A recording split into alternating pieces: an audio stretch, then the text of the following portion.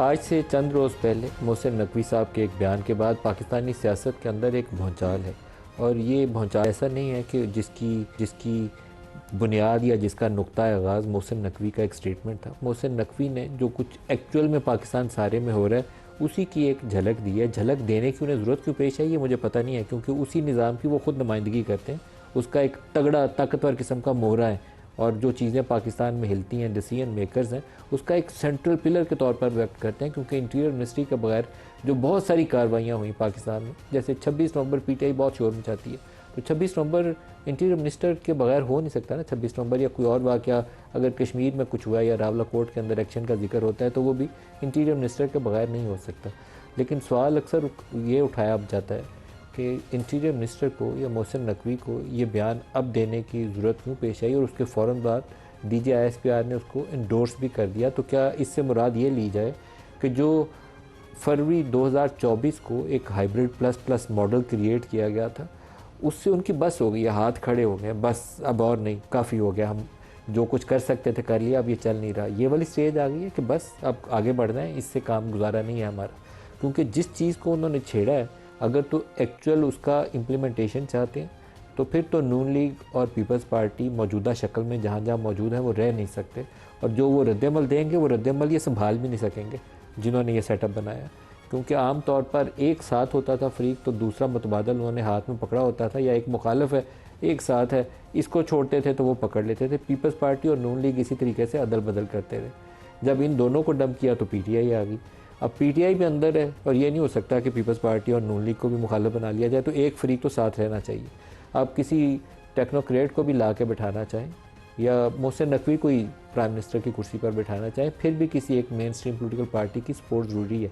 P T I بھی مخالف ہو، نون league اور پیپلز پارٹی بھی سڑکوں پہ ہو، مولانا فضل الرحمان بھی نعرے مار رہے ہو، تو پھر سنبھالا نہیں جائے گا۔ سنبھالنے کے لیے بیساکھیاں ضرور چاہیے ہوتی ہیں، تو ابھی بیساکھیاں فی الحال میرے دانست میں تو نون لیگ اور پیپلز پارٹی ہیں، یا تو اسی تنخواہ پہ گزارا کر لیں یا کچھ ایسا رد و بدل کر لیں کہ جس سے ساروں کے لیے قابل قبول حل نکل آئے۔ ہوگا کیا ابھی میرے لیے کہنا بہت ہی مشکل ہے۔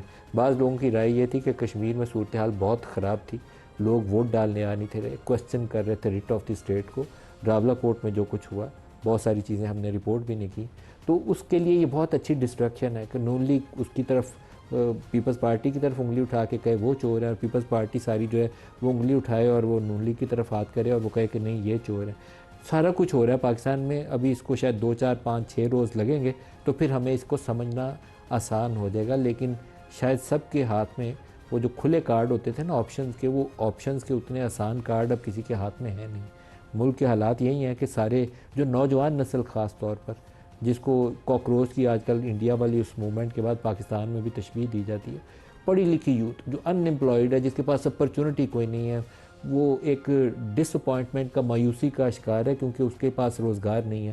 ماں باپ نے ساری عمر کے وسائل لگا کر بچے کو پڑھایا، گریجویٹ کیا، ماسٹرز کروایا، اور اس کے بعد نوکریاں نہیں ہیں، ڈگریاں ہاتھ میں لے کے مارے مارے پھر رہے ہیں۔ وہ یوتھ جو ہے جس کے اندر غصہ بھی ہے اور وہ اس سسٹم کو، اس رولے کو، اس دھاندلی کو ماننے پہ بھی تیار نہیں ہے، وہ ہمیں بھی کوسچن کرتے ہیں، اور ان لوگوں کو جن کو منتخب ہو کے پارلیمنٹ میں بیٹھے ہیں ان کو بھی کوسچن کرتے ہیں، ان کی لیجیٹیمیسی کو کوسچن کرتے ہیں کہ کیا آپ صحیح سے منتخب ہو کر آئے ہیں تو پھر آپ ہمارے مسائل کا حل کیوں نہیں دیتے؟ وہ نوجوان جو ہے وہ ایکچولی تو وہ موور اینڈ شیکر وہی ہے۔ ابھی ہم سمجھ لیں اس کو تو اچھا ہے، سال 6 مہینے اور تاخیر کر دی تو ہمیں اور زیادہ مار پیٹے گی۔ آپ کو ایک تازہ تھوڑا سا دہرانے کی خاطر کہ کیا ہوا، کس نے کیا کہا، محسن نقوی صاحب اور D G I S P R کے ان بیانات کا پہلے حوالہ دے دوں پھر آگے چلتے ہیں، دکھائیے گا جی۔ یہ سسٹم جس کے اندر ہم رہ رہے ہیں یہ کولیپس کر چکا ہے، آپ مانے نہ مانے، حل ایک ہے، آپ کو ایڈمنسٹریٹو یونٹس، صوبے، اس کو جو مرضی نام دے دیں، وہ جب تک آپ کے یونٹس نہیں بنیں گے اور نئی لیڈرشپ نہیں آئے گی یہ کام نہیں ہوگا۔ اس نظام کو ریسیٹ کرنے کے لیے میں ریکویسٹ کروں گا ہر پولیٹیکل پارٹی سے، ایک کمرے میں بیٹھنا پڑے گا۔ ریاست ہے تو سیاست ہے، یہ جو آپ کا ایڈمنسٹریٹو انفراسٹرکچر ہے، دیر از سم پرابلم جو اس طرح ڈیلیور نہیں کر رہا۔ Yes, good governance is quintessential for Pakistan. If that good governance requires an administrative reset, then let that be happen۔ اس میں بڑی کلیئر ہے دونوں سٹیٹمنٹ میں، کوئی آپ کو ابہام نظر نہیں آئے گا۔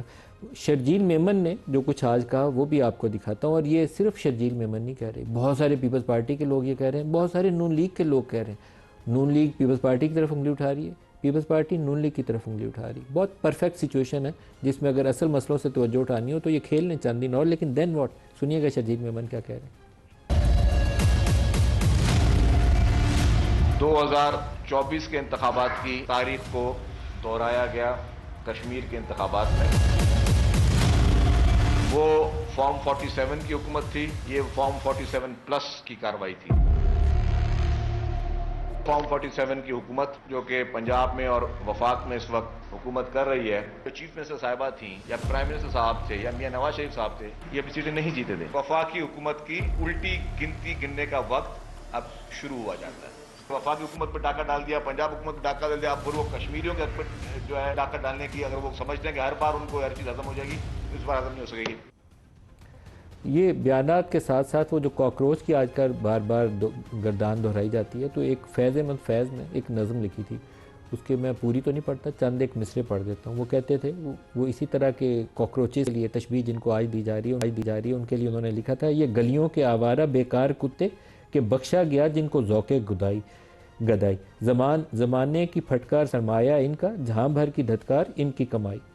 بالکل اینڈ پہ آ جاتا ہوں. یہ فاقوں سے اکتا کے مر جانے والے مظلوم مخلوق کہ اگر سر اٹھائے تو انسان سب سرکشی بھول جائے. یہ چاہیں تو دنیا کو اپنا بنا لیں, یہ آقاؤں کی ہڈیاں تک چبا لیں. کوئی ان کو احساس ذلت دلا دے, کوئی ان کی سوئی ہوئی دم ہلا دے. تو فیض نے بیسیکلی انہی کاکروچز کے لیے یہ نظم لکھی تھی. تو ہم ان سے بہت دور نہیں ہیں اس صلاح سے, صرف کوشش کریں کہ سارے مل کر اس کا کوئی تدارک کرنے کی, کوئی حل نکالنے کی کوشش کریں. نہیں تو بلوچستان دیکھوں, کے پی دیکھوں, اب آزاد کشمیر دیکھوں, جہاں میرا خیال ہے کہ ہم نے اپنے ہاتھوں سے اتنی چنگاریاں پھینکی ہیں کہ کچھ نہ کچھ ضرور ہو ہی جائے, اس کو بجائے بجھانے کے جلانے کی پوری کوشش کی ہے. تو کچھ خوف خدا کر کے ہم معاملات کو درست سے بڑھانے کی کوشش کریں. ہمایوں محمد صاحب, کشمیر کا الیکشن نقطہ آغاز ہے سر, یہ جو پاکستان کی موجودہ اوورال سچویشن ہے اس نے کچھ جھنجھوڑ دیا لوگوں کو کہ ہم ایک نئی بحث کھولی ہے.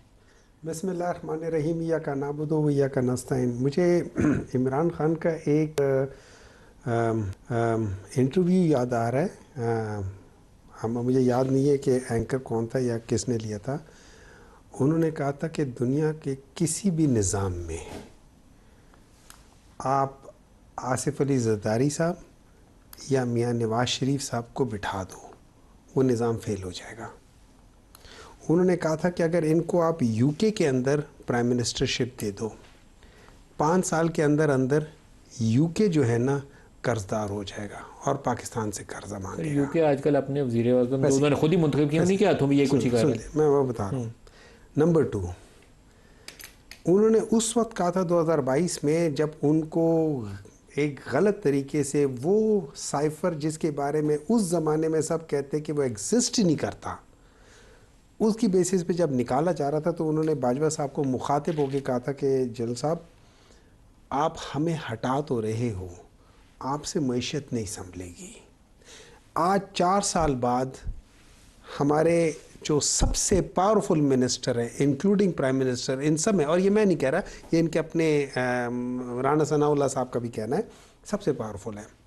انہوں نے بھی اس چیز کا کہا ہے کہ یار یہ چیز بالکل فنش, ختم.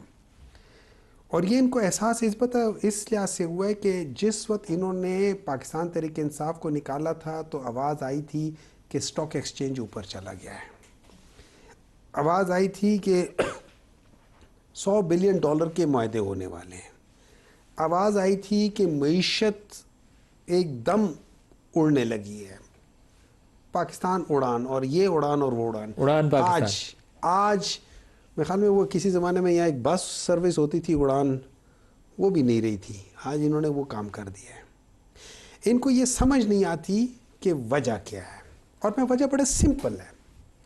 وجہ یہ ہے کہ اگر آپ حضرت علی رضی اللہ تعالیٰ عنہ کا قول سن لیں, یہ ظلم کا نظام ہے, یہ چل نہیں سکتا, یہ اللہ تعالیٰ کا اصول ہے, ظلم کا نظام نہیں چل سکتا, یہ ظالم لوگ ہیں, یہ ظلم کر رہے ہیں, کیسے چلے گا؟ آپ مجھے بتا دیں, اللہ تعالیٰ کا نظام جب اللہ تعالیٰ کہہ رہا ہے کہ ظلم کا نظام نہیں چل سکتا, کفر کا چل سکتا ہے, یہ لوگ کیسے چلا سکتے ہیں ظلم کر کے؟